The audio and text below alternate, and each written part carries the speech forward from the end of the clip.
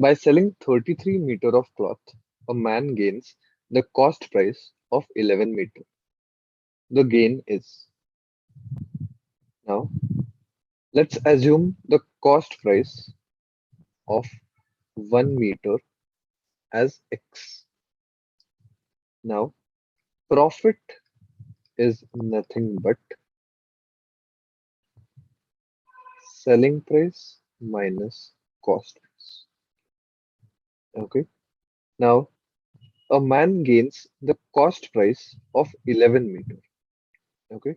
So that means profit he is getting 11x and selling price we don't know minus the cost price of 33 meters will be 33x. So therefore we will have selling price is equal to 44x. Now we want the gain percentage. So profit is 11x and cost price is 33x.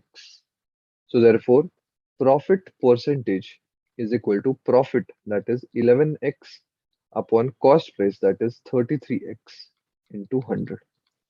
So x gets cancelled out.